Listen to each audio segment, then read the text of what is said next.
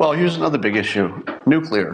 So nuclear power, I've told you that I'm trying to be helpful in one minor way on the question of climate change and nuclear energy, which is to help people understand the nuclear energy potential. And I came up with a new visual for that. Here it is. Here's a graph that shows the risk of nuclear energy versus climate risk.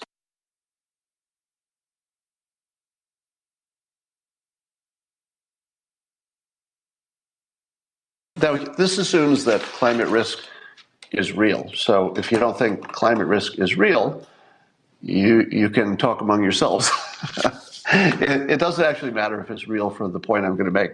The point is that if you look at risks over time, the risk of climate being a catastrophe, according to scientists, you don't have to agree. I'm just graphing what the scientists would say, that the climate risk is rising, and it could be rising quite quickly.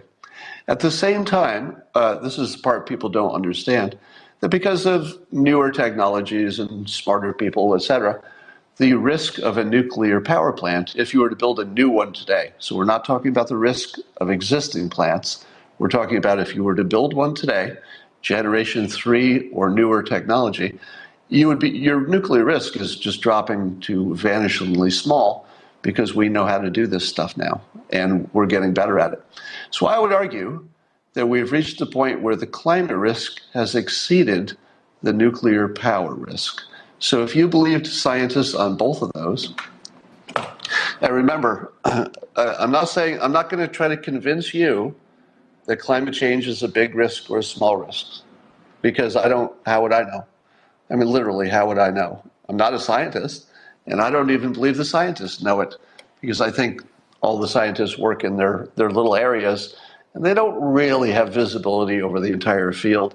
So I have trouble even trusting the scientists. But I don't discount that there could be a gigantic climate risk and that humans are, a big pusher of it. I don't discount it. I just don't know. However, since nuclear power would be the solution, whether or not climate risk is a big problem, because you'd want to do it for pollution reasons, you'd want to do it for cost reasons. Here's another framing. Let me toss out another nuclear energy framing. Nuclear power is for the poor. Think about it. Nuclear power is for the benefit of the poor. That's literally true, because if you put nuclear energy where they only had other sources, you're very likely going to lower the cost of energy so substantially that poor people would effectively get a major raise because they wouldn't be paying as much for their power. Rich people would also get a benefit, but it's not going to feel the same.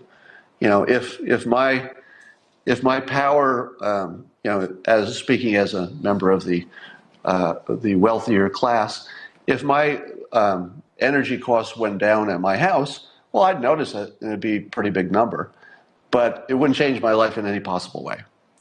But if I were a low-income person and a nuclear power plant came into my state and my energy costs dropped by half or whatever it is, that would be real money.